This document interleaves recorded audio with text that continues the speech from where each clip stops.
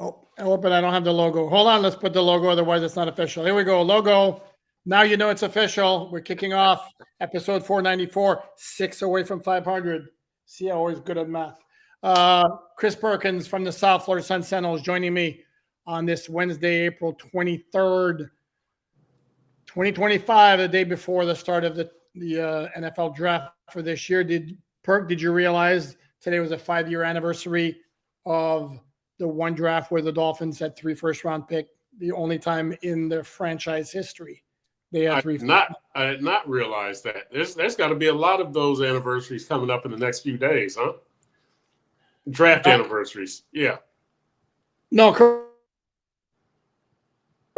But this one, again, this was, and I wrote a story about this on Miami Dolphins on SI.com, looking back at that 2020 draft first round, which was I Excuse me. posited the most important day of the entire rebuild, because this was after the tank rebuilding reset of 2019, whatever you want to call it. Dolphins had 3 first-round picks. If they could nail those 3, boom, they would be set with a nice foundation, a nice threesome right there. And they didn't hit nearly well enough. Yeah. And now I don't want to rehash what we've talked about before.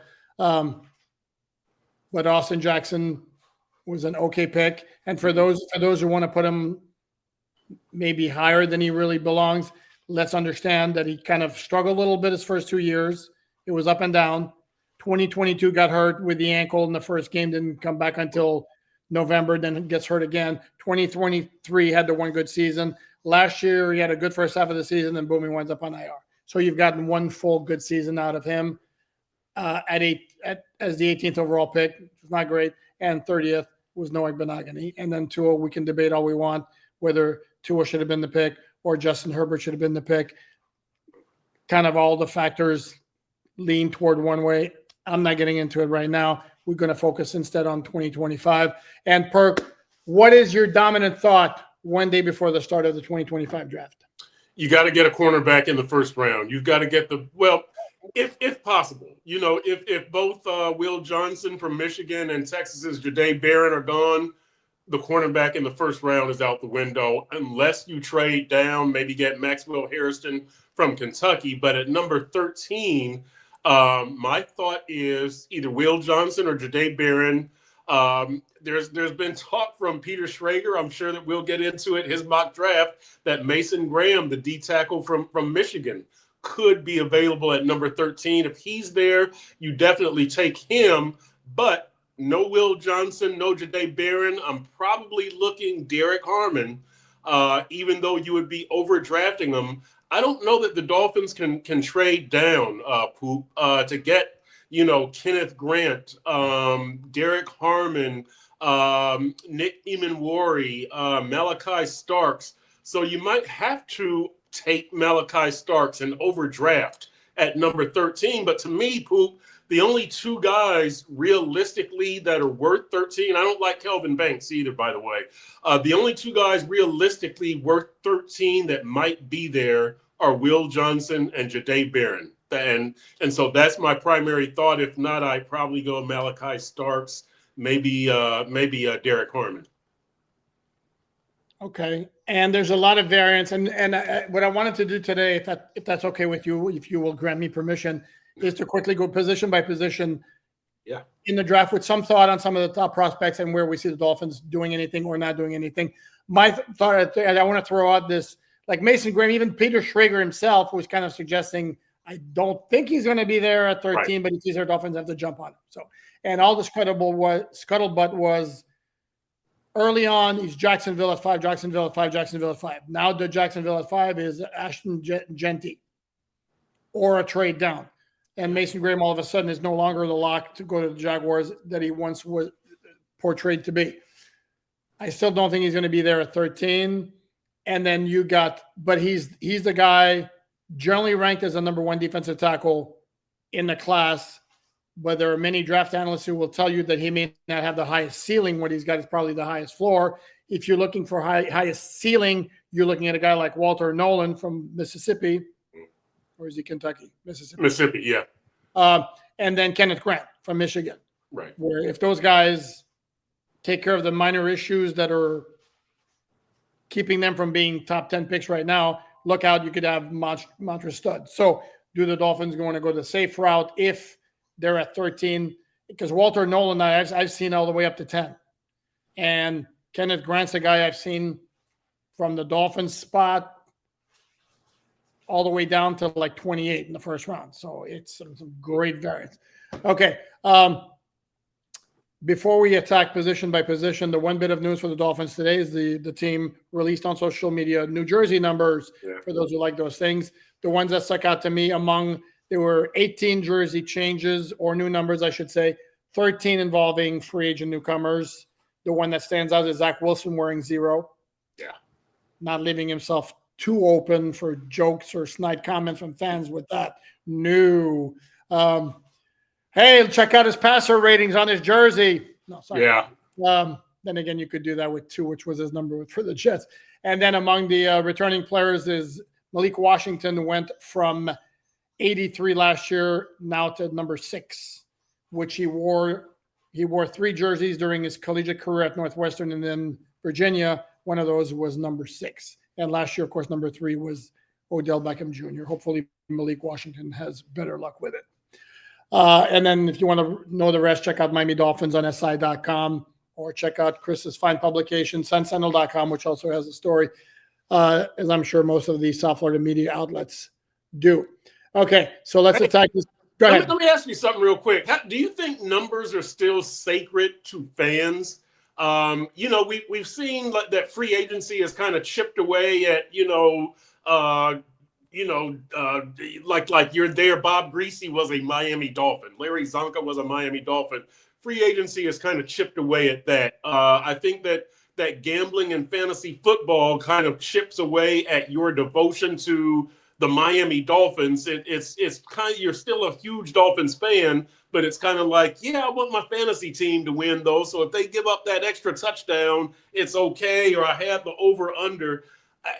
I don't know. I don't know that, the some things are losing kind of their sacredness. Is sacredness a word? Kind of their sanctity. Sanctity. How's that? Yes, exactly. Do you think that jersey numbers, do fans still revere jersey numbers? Is my long way of getting around to that. Some do. Some absolutely do. Like, for example, I think some Dolphin fans would have a conniption if the Dolphins handed out 99, which, by the way, they haven't done since Jason Taylor retired. That's or 54. Correct. Which That's they did, I believe, for like one day. And at the end of the day, they were like, no, we're going to do that. And then my point to that was like, not that I'm a fan of necessarily the idea, but if you're not going to give the jersey number to anybody else, why don't you just retire it? Yeah. Right. Because my problem with retiring jersey numbers, and that's going to tie into Shedeur Sanders. My problem with retiring jersey numbers is why this one guy, not the other one. Like, for example, it's Greasy, Zonka, and Marino for the Dolphins. Right. Okay, well, there are 3 Hall of Famers. Dolphins have, 10 or 11? Yep. Why those 3? Particularly Marino, who hasn't won a Super Bowl ring, whereas Greasy and Zonka were part of 2, Super Bowl winning teams. Then if that's the case, then why not Jim Langer or Right. Larry Little, who are also or Paul Warfield, who are also Hall of Famers from the Super Bowl team. So again, what's the criteria? And I don't know if fans care. I know that fans care about the logo. Fans care about the throwback jerseys, right? Those things you don't touch those. I didn't know how fans feel about the jerseys. Maybe we'll get into that on social media one day or your mailbag. But yeah, the jersey numbers, I should say. I always wonder if fans, because again, the logo is sacred. Don't touch that. The throwback jerseys, fans love that. But the jersey numbers, I wonder how fans really look at that. Anyway, I've driven us into a ditch. Yeah, yes, you have. And let me try to pull us out. Get the winch. Okay, well, then we'll go with quarterbacks, starting with and the thing with Shedeur Sanders, the whole thing with the jersey number, and I've addressed this before, how insanely ridiculous it is to me that they're retiring his jersey at Colorado when he wasn't a consensus All-American. Colorado was 13-12 the past 2 seasons with him at quarterback. I don't care what his numbers were. Even though they were great, but again, he was not a consensus All-American, and Colorado's had 29 of those. They've retired 4 numbers.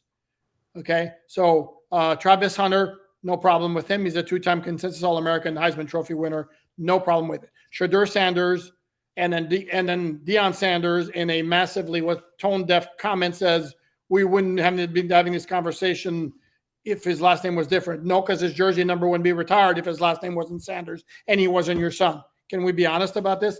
And then that plays into the whole thing of, and I don't want to go there, but if you saw the NFL column, the NFL.com story quoting anonymous executive coaches and all that, I believe there's a Tom Pelissero piece.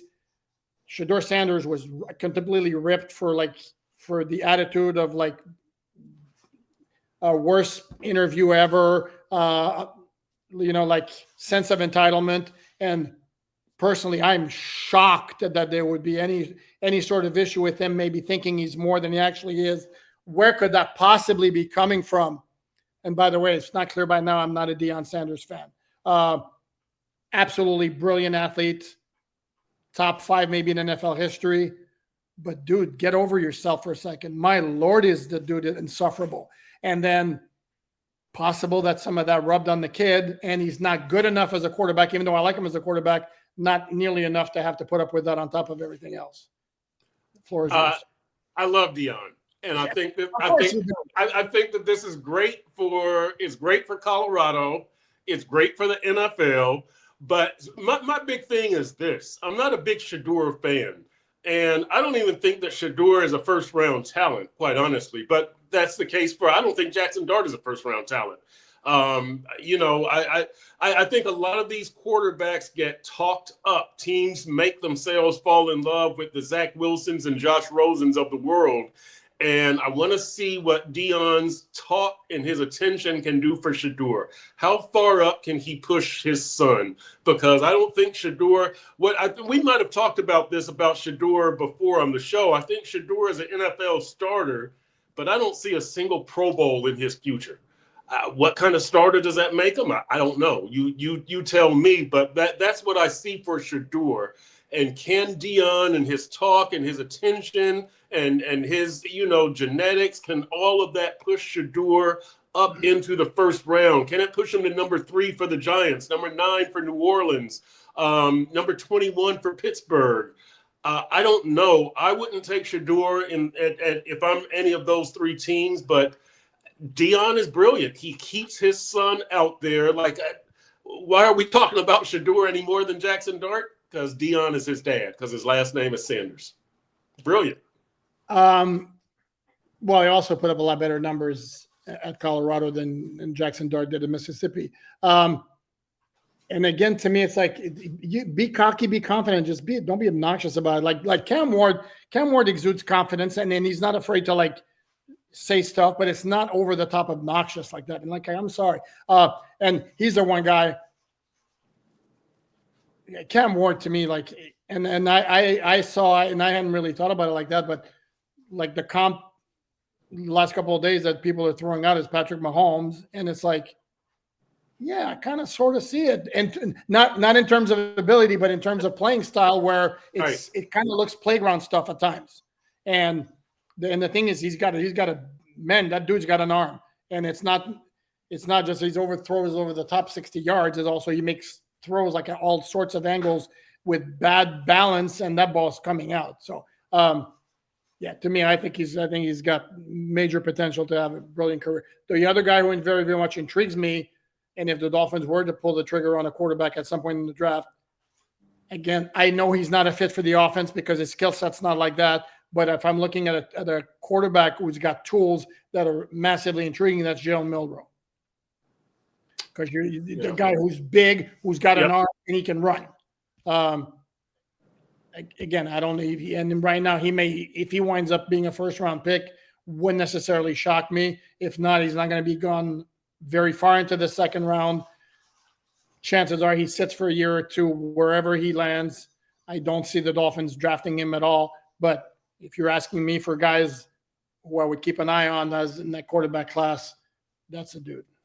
I'll be very interested in seeing what happens with these quarterbacks in the first 3 rounds. Cam Ward, I would like to see him make the routine play more. And he's got all kinds of spectacular athletic ability, but just the 15-yard out or whatever, I would like to see him be more accurate on that. As far as the other quarterbacks, Tyler Show, right? It's Show from Louisville. Shuff, I saw him at the Senior Bowl, Jalen Milroe at the Senior Bowl, Dylan Gabriel at the Senior Bowl. I'm not impressed by any of them. And that's not to say that they're not NFL quarterbacks, but I'm just not impressed by them. I will say this. I was not that impressed last year with Michael Penix or who's our kid at with Denver from Oregon. Bo Nix. Yeah, Bo Nix. I wasn't impressed by either of them at the Senior Bowl either. So we'll see what happens with Milroe and all the rest of these quarterbacks. But I don't think that it's a great quarterback class. Cam Ward could be a superstar. I would just like to see him tighten up some of the routine plays a little bit more. Okay. I can tell you the buzz is that Schaff in certain circles is like sneaky possibility to land late in the first round, early second. Right. And can I would love if I'd stop hearing the whole thing. Well, he's 25 years old. So what? I mean, are you drafting somebody for 12 years in advance nowadays? Right. I mean, sorry, I don't get it. That's, to me, that's so massively overblown. It's crazy. That was the Brandon Whedon thing, which might be a bad comparison considering how his career turned out. But I don't think age. Yeah, age shouldn't be a factor though. No, I agree. Chris Weinke is another one that was right when he got into the NFL. Okay, so let's move on to quarterback, and another one, Dylan Gabriel. I know he's been compared to Tua. I mean, there's because I liked him, but he's so small and he doesn't have arm strength. Correct. Thank you. I'm not a fan. Okay, running back. My position is the Dolphins spent a third-round pick on Devon Achane in 2023.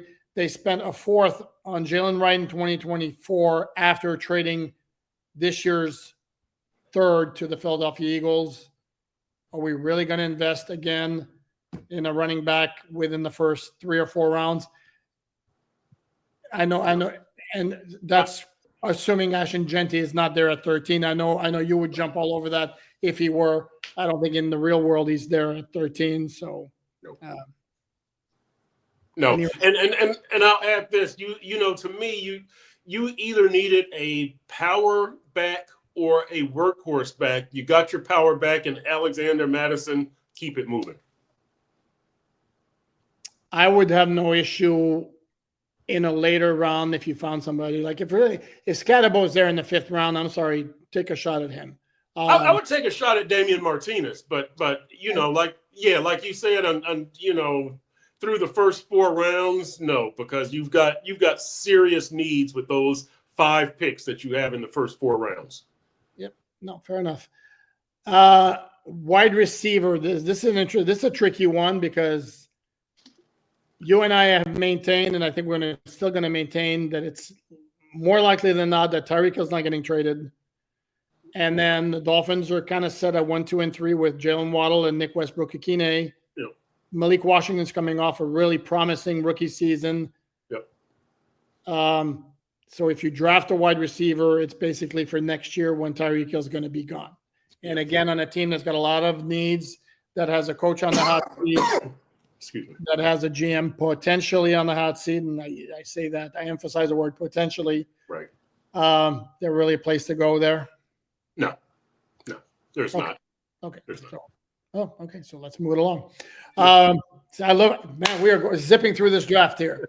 If we move to the offensive line, the top tier guys are Armand Membu, Will Campbell, who everybody and their mom is basically pinning to New England at number 4. And then Kelvin Banks Jr., who, by the way, is like doing this. I mean, again, just based on the earlier projections, which was mid first round to 20s. Now it's like you see his name like mentioned in the top 10. Let me go all over the place. Kelvin Banks Jr. So chances are the idea that the Dolphins could select him, they might not have a chance to select him the way it stands right now. And there are several teams in that top 10. San Francisco at 11 certainly could use an offensive lineman and a future left tackle because Trent Williams probably not going to be playing that much longer. So that could be a possibility for him. And then who else are we looking at? Chicago at 10, trying to beef it up for Caleb Williams. Chicago at 10. There you go. Yeah.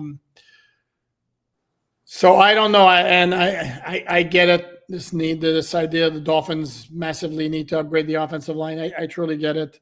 Can we do it in the second, third round? Yes.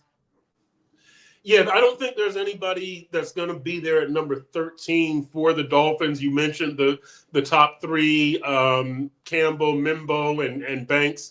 Once you get past that, I think you're looking at some guys that, with whether it's a Josh Simmons type, you're talking about probably the 20s for those guys. Here's what I would say, Poop, and we've talked about this. Hopefully it's somebody with some position versatility, a guard center or a guard tackle, as opposed to just a tackle. No disrespect to Patrick Paul, but you need that versatility because you need quality depth and you need to be sure that this guy is going to get some snaps. So I would say that, and look, here's also my thing on this position. I've told you this, that I'm getting choked up here, that look, you've got 10 starters coming back on offense, 8 returning starters. Number 9 is James Daniels. Number 10 is Patrick Paul. This is your number 11 starter. He can't be any more important than a top 5 or 6 player on this offense. He's not more important than Tua, Tyreek, Jalen Waddle, Devon Achane, Jonnu Smith, or Patrick Paul, or probably Aaron Brewer. So the 8th most important guy, you can get him in the 3rd round. Okay, I'm going to throw out a wild card here possibility. Because I think, again, as you and I said before, ideally the Dolphins can trade down, accumulate an extra pick in the 2nd or the 3rd, and still get a good player. One name, if they go offensive line in the 1st round, that I would not dismiss is Gray Zabel from North Dakota State, who's got massive position flexibility, and we know the Dolphins love their position flexibility up front. And I was not in Mobile, Alabama, but I was told the Dolphins were kind of like this with Mr. Zabel. I was like that with Mr. Zabel in Mobile. He was good. He was good. So he's one of those guys who could go anywhere from middle of the 1st round till later part of the 1st round, but he's a guy I would keep an eye on. Defensive line now becomes very, very interesting, and we're talking interior defensive linemen. This could not be more of a need because the Dolphins have Zach Sealer, Benito Jones, Matt Dickerson, and Neil Farrell Jr. on the roster, and that ain't good enough. First of all, it's extraordinarily low on numbers. So when the Dolphins add to their crop of draft picks with their rookie free agents, and the projection based on their roster right now is, I believe they have 70 players on the active roster or on their roster, 10 draft picks, and you're looking at 10 UDFAs. Could be 2 or 3 are going to be interior defensive linemen. Yep. If they go that route in the 1st round, the options are plenty. If it's Mason Graham slipping to 13, Kenneth Grant, Walter Nolan, if you want to go wild with the not necessarily sure thing. Derek Harmon of Oregon. Derek Harmon. There's some injury concerns that have popped up with him, though. Yeah, there are. And so, this is the other part. If I ask Chris Perkins to put on his GM hat over your now bald head again, Right. and now, by the way, did you know that the Expo set is back because the haircut doesn't look as good now, so now it's back to the Expo set. Nah, I like the haircut. Yeah, I don't like it. Yeah. No, I don't like the way it looks right now. So Expo Saturday. All right. Okay, so if you put on your GM hat, how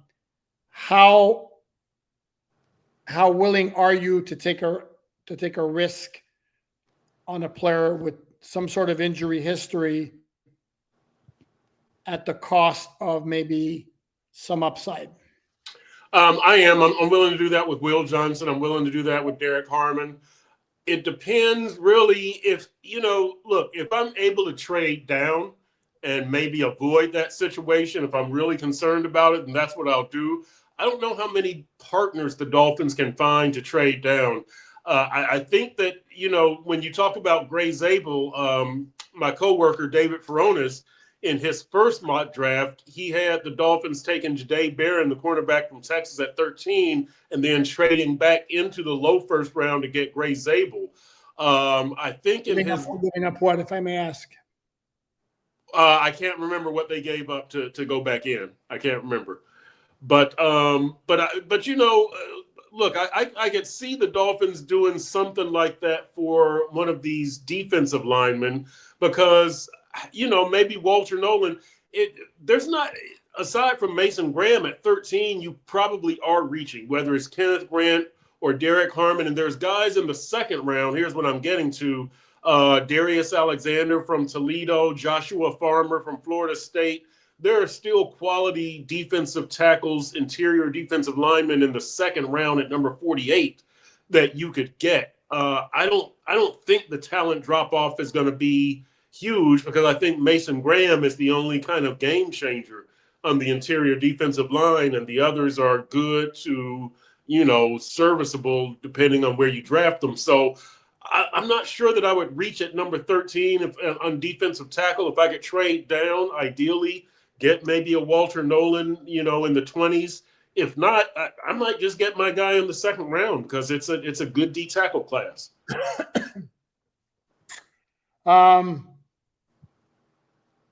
Okay, I throw out Williams as a name I've heard as well. Tyleik Williams from Ohio State. Yep. TJ Sanders, South Carolina, or other potential options in the second round or later. Yeah, no, this is a tough one. And taking those risks on players who come like with some type of concerns and it's not just injuries, because for example, I mean, there's a couple of high-end prospects in terms of ability that are really right up there, like Walter Nolan, and the issue with him, suppose there's a sense of entitlement. I saw him leave a practice at the Senior Bowl, and I didn't like the way it looked. He didn't seem that injured to me. The kid, Deion Walker from Kentucky, is another one, a really big kid, interior defensive lineman that I saw at the Senior Bowl. He's so-so, but there are guys you can get outside of the first round that I think should be good defensive tackles, interior defensive linemen. No, I was going back to the point of, again, it's always tricky when you're dealing with those kinds of guys.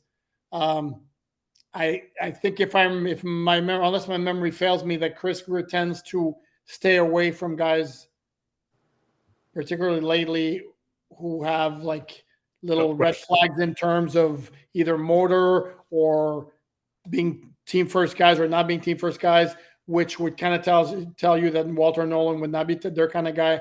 James, not that they need an edge defender anyway, but James Pierce Jr. from Tennessee, who's a physically gifted pass rusher, but apparently there's some talk that's like all he cares about is getting his sacks at the cost of anything else. So maybe those are guys that the Dolphins would stay away from.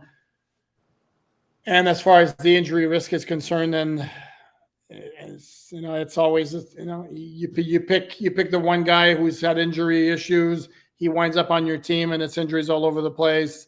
He goes to another team and there's no injury problems, and he goes to the Hall of Fame. It's just it's kind of a crapshoot a little bit in that sense.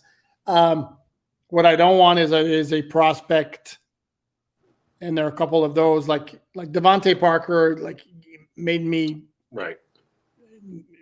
squeamish from the start. I didn't use the other word. Made me squeamish from the start. The second you hear that pins inserted in his foot, that Louisville. Right. This is before you get to the NFL, and this is a first round pick, and now it's like, ooh. And then this is why Benjamin Morrison from Notre Dame at cornerback. We haven't gotten to the cornerbacks yet, but who's a great prospect, who complete baller, but a torn labrum in his hip last year. That's kind of scary to me to be taking a guy like that. He's not going to go in the first round because of that, but like even maybe in the second round. I mean, that's a dangerous pick.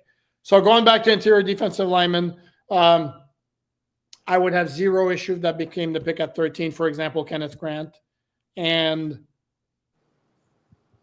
I kind of like the idea of, hell, even if it's Kenneth Grant or Mason Graham, Mason Graham is by far, based on all the reports and the analysis, the safer prospect. Kenneth Grant has a higher ceiling.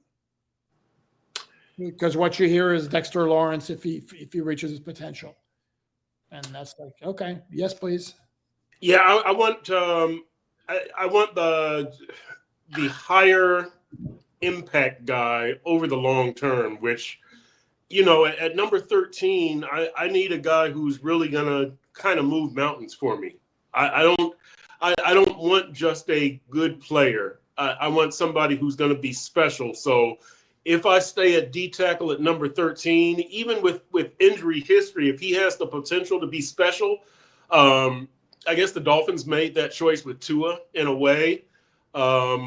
Maybe they make that same choice with Will Johnson. If he can be special, I'll probably roll the dice on him. I'm more willing to roll the dice on him. So we'll see how that affects their D tackle choice. But if the guy, you know, if Derek Harmon has a chance to be special, I would roll the dice on him. I'm not sure that he does. When we get to cornerbacks, Will Johnson has a chance to be special. Tua had a chance to be special, still does. So I'm more willing to roll the dice on them. Well, I'm sorry. We're talking. I know. That's sorry. I'm sorry. Different conversation. It is. You still have a chance to be special? Sure, as long as it's starting quarterback, you can. But as we have seen no. I know. Indication of that, and in fact, I probably should have thrown. I should say Jalen Waddle or something. Wow, no, but it's like very, because I went back and looked at his draft profile when I did the story today, from 2020, and tell me this is not spot on. And this was my concern. The second part of it. Check this out.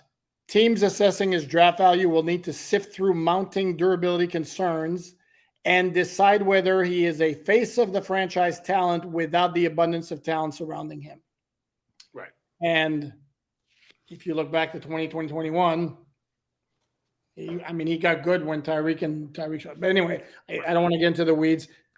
As I've said before, Tua's been a good quarterback, and he's going to be the starting quarterback in 2025 and more than likely 2026, barring injury. So there's no point in going there. What I would say, the last two times the Dolphins picked 13th overall, if you recall, they picked Laramie Tunsil in 2016, which was kind of different circumstances because of the bong mask and all that. Right. And then they picked Christian Wilkins in 2019. And what those two guys had in common, besides being linemen, is they both were complete studs in college. And Christian Wilkins had a long body of work because he's one of those rare guys who stayed 4 years at Clemson. Right. So there was no big risk involved there. I mean, Christian Wilkins was a very, very safe pick, and he turned out to be a good player. And Laramie Tunsil was a complete stud at Ole Miss. In fact, when the draft season started, if you recall, there was some talk maybe Tennessee's taking him at 1. Yeah. So let's keep that in mind. I just thought about this. Let's keep that in mind when it comes to the 13th pick. That I don't know the Dolphins are going to, which is why it makes me think that maybe they're not going to pick Kenneth Grant because the production hasn't been there for more than 1 year. He had like one really good year. Linebacker, do we even need to talk about off the ball linebackers? No, I mean, because right now on the roster they have Jordan Brooks, Tyrell Dotson, and they signed as backups KJ Britt and Willie Gay Jr.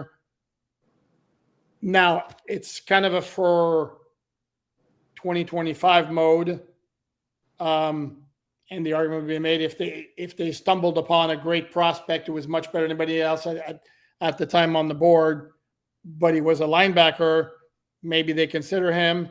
But it's so far removed to me on the list of needs. And Perk is shaking his head like, "What the hell are you talking about? You're wasting time." No, Jihad Campbell, no Tyler Warren. Stick to your needs. Tyler Warren. Oh, tight ends. We never did talk about tight ends. Okay. Here's the argument. The argument for taking a tight end is Jonnu Smith's only under contract through 2025. Right. So, are we drafting purely for 2025, or if we get the chance to get Tyler Warren, I know there's some folks who like Loveland from Colson Loveland from Michigan. If Tyler Warren's there at 13, do you think the Dolphins give any consideration to making that move, or they're like, nope, got to be cornerback or D tackle? Oh, the Dolphins 100% give 100% they give consideration to it. Mike McDaniel, Chris Greer, are you kidding me? Yes, they do. Chris Perkins as the GM? Hell no. Hell no. But Chris Greer and Mike McDaniel, hell yeah, they give strong consideration. And look, I'll say this, Poop. Tyler Warren would open up a whole lot on that offense. And you talk about, getting some help for Tua and Tyreek and Jalen Waddle and Jonnu and Devon Achane. He would take a lot of pressure off of a lot of people. Here's the thing. You still wouldn't have anything to help you in short yardage runs. You wouldn't have anything to help you between the tackle runs. You wouldn't have anything to help you on pass protection with pressure up the middle. The things that fans complain about, not Mike McDaniel and Chris Greer or Tua, the things that fans complain about most on offense, Tyler Warren doesn't help you with any of it. He's a luxury, not a necessity. I think you need to go with a necessity. Yeah, well, except that he's run the ball in short yardage situations, so there's that. So, but yes, I think they might be tempted. Chances are Tyler Warren's not on the board anyway, so it's a moot conversation. But I don't know that dismiss it. And I will say in terms of the overall prospect that a lot of draft analysts will have Mason Taylor, son of Jason, as the most complete tight end prospect in the NFL.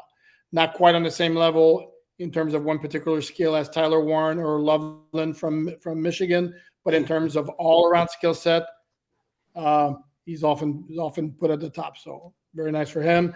And the projection is more often than not early second round with a chance to sneak into the first round.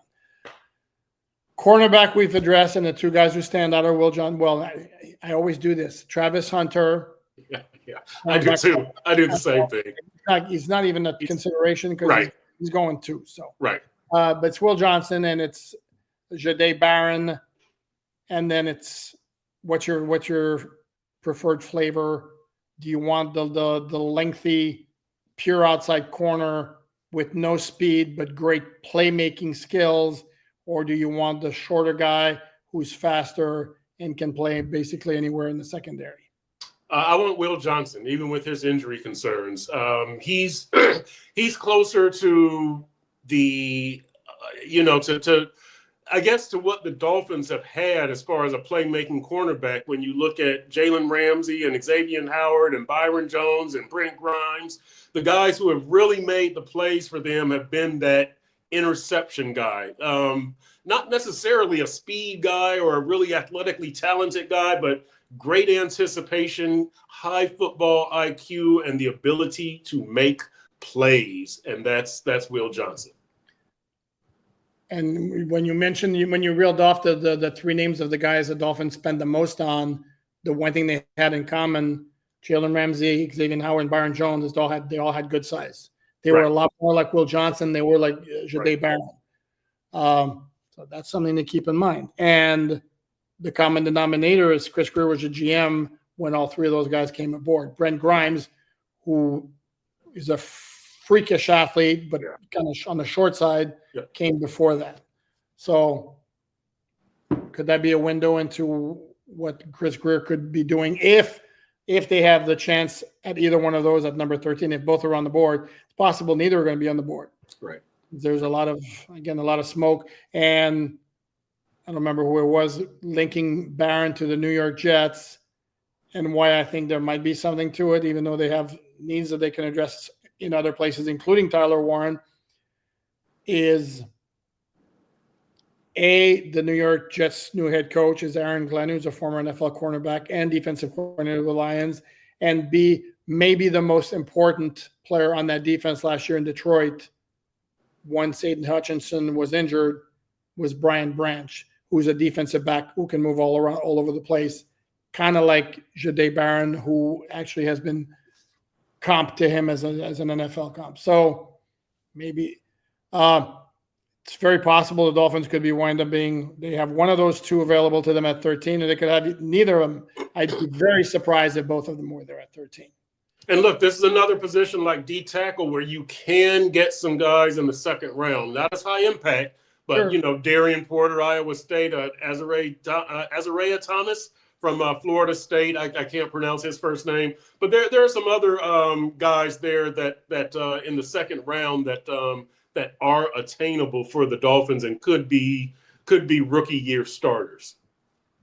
Yeah, and then another one that's the high end is the Trey Amos from Kansas State. Mississippi. Or Mississippi. Yeah. Mississippi. Ole Miss. I'm sorry. Ole Miss. Okay, and if you're willing to take a chance again, Siobhan Ravel from East Carolina. Yep. And this is another situation. These are guys who may or may not be there at 48 when the Dolphins pick, possibly could be part of a trade down scenario. So These are options as well. Okay, let's move on to safety and wrap this bad boy up. Chris Greer is saying the starting safeties are in the building. This is a GM, I think, pumping the tires of his own players. I think if we'd phrased it exactly the same way, do you believe your two starting guards are in the building? Would you have been surprised if Chris Greer had said, yeah, I think so? I'd have been shocked, yeah. I've been shocked, but your point is well taken. He was pumping up the safeties. Yeah, because I think I don't think I'm going on a limb by saying either Malachi Starks or Nick Emenwari would be a major upgrade over what currently would sit atop the depth chart at safety at either spot for the Dolphins. Correct. Listen, there's a chance that you could have better safety play this year from, Ife Melifonwu and player to be named later than you got last year from Devon Holland and Jordan Poyer, even though Holland and Poyer have the names. So, the safety thing is going to be very, very interesting. And I think, it might depend on what you do at cornerback also, because if you go heavy at corner, maybe you can ease off on that other safety position and say, if he starts, and then, maybe we can get a rookie in the third or fourth round. The Jonas Sanker kid from Virginia, Billy Bowen from Oklahoma, maybe. But the safety thing is going to be the approach on safety, I think, probably depends on your approach at corner more than vice versa. I just had an airplane moment in my mind when you said if he starts, and I said, what would keep him from starting? Very nice. How he came unglued? No, it was terrible how he came unglued. Funny movie. Yes. And Emenwari has an intriguing enough skill set and freakish physical dimensions that I don't know that I dismiss him as a possibility at 13. To me, it's still cornerback DT, probably guard 3, and then safety would be 4. Malachi Starks, I don't know that he's got as high of a ceiling as Emenwari to where he would justify the 13th overall pick as much as the other dude. So that's somebody I would not dismiss as a possibility. Speaking of Emenwari, going back to cornerback for a second. Let's also not dismiss free agency third wave because there's still some big names out there. Stephon Gilmore, Dante Samuel Jr., Rasul Douglas, who could be signed later on to fill one of those two openings that the Dolphins currently have. So that's something to keep in mind. Right. And then if in a trade back scenario, I think Malachi Starks, if the Dolphins now wind up 23 instead of 13, I think becomes a lot more of a possibility. He does at 13. I think 13 is a little rich for that. I think Emenwari's skill set at 6'3", 220 runs like a 4.3 or something. Yeah. I think that could intrigue people enough to go at that spot. So, anything else left to say, man? We've gone like position by position. I should mention, and I wrote about this on Miami Dolphins on SI.com, that the LA Rams GM and coach Les Snead and Sean McVay did not close the door on the possibility of trading for Jalen Ramsey. They said their focus was on the draft. However, for the Dolphins, there's a lot more cap with ramifications if he's traded before June 1st.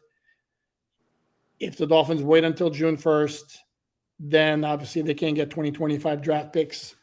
As a return, it would be a 2026 draft pick unless it's a player-for-player deal.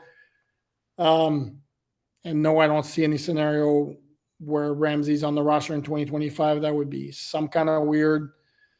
So that's also something that's out there. You don't expect to trade this weekend with Ramsey, do you? I do not. No. And I would say this to wrap up. The Dolphins have 10 picks. Those first 5 picks are in the first 4 rounds. One in the first, one in the second, one in the third, 2 in the fourth. And correct me if I'm wrong, Poop. They have got 3 picks in the first 98, and the first 5 picks are in the first 138, 134. I don't know. But whatever. But those first 3 picks in the first 98 are your real impact picks. The guys who you expect to probably 2 starters and 1 major rotational player of those first 3 rounds. And for those of you who check out the website, and I hope you do, MiamiDolphinsNSI.com. I'm going to keep saying it. I did the research, and unless my eyes deceive me, this fighting the notion of wanting a lot of rookie starters out of the draft. Did you know, Chris Perkins, that the Dolphins have made the playoffs with 3 or more rookie starters only once in franchise history? Once. Okay, yeah. I was guessing 0. That's a tough ask. That's a real tough ask. 1970. Yeah, that's a real tough ask. You can't when you're putting on that many rookies, you're probably rebuilding in some shape, form, or fashion. Yeah. However, it needs to be pointed out that in 2020, the Dolphins had 5 rookie starters. By rookie starters, I mean started at least half the games. Yeah. In 2020, the Dolphins had 5 rookie starters. 5. Tua, Solomon Kindley, yes, Robert Hunt, Austin Jackson, and Raekwon Davis, and they went 10-6. They didn't make the playoffs, but they were 10-6. Right. So that worked out that year, even though they didn't make the playoffs. But generally speaking, it's not a good formula. Okay, so that's going to wrap it up. Have you done your mock draft? And if so, what was your pick? If you I had the first one I had him taking Will Johnson, and the second one I had him taking Jahdae Barron. No trades for the Dolphins in either one. My second mock draft, I had Dallas going up to number 5 in a trade with Jacksonville, and Dallas taking Ashton Genty. Nice. And Jacksonville taking Mason Graham at number 12, right in front of the Dolphins. See, there you go. Yeah. I haven't done one yet because I'm a slacker. I will do one tomorrow. Why? Because you cannot call yourself an NFL writer if you do not have a mock draft. So I will do one. It'll be coming out on Thursday. Will it have a trade? Will it have a first-round trade? That was the toughest thing for me this year. It is because you don't know who's worth it. Like if aside from Travis Hunter and Cam Ward, like Abdul Carter, but those guys aren't going to be traded for. And after that, like, are you going to trade for Tyler Warren or Colston Loveland or Malachi Starks? Are you moving up for any of these guys? We'll see. But that's a tough one. No, I agree, man. But I could see the Giants or Cleveland trading back into the first round after they pick Hunter and Carter at 2 and 3. Me too. Me too. Of the future. That I could see. So we shall see. I'm not. You know what? I'm not telling you. Read it on MiamiDolphinsNSI.com. Always selling, baby. I like it. There you go. I like it. I'm selling, and I'm going to sell you here, Perk. Check out Chris Perkins' fine written content at sunsentinel.com. Check out his fine work on the Dolphins Deep Dive podcast, which will be back sometime next week. Perk, do you have a day to tell Monday with a draft wrap-up. See, there you go. Monday draft wrap-up. Yep. On YouTube, Dolphins Deep Dive with Chris Perkins. I will be back here. I'm thinking maybe of doing something before the start of the draft, late tomorrow afternoon, and then some quick spots recapping some of the drafts. if time permits, because some of us, all of us, Perk and I will be like this after the picks are made. So until then, please like, subscribe, all that good stuff. Tell your friends. And that's all there is. That's all there is. There is no more, as the great Jim Mandich used to say. Thanks, everyone. Have a great rest of your Wednesday. Thanks, Perk.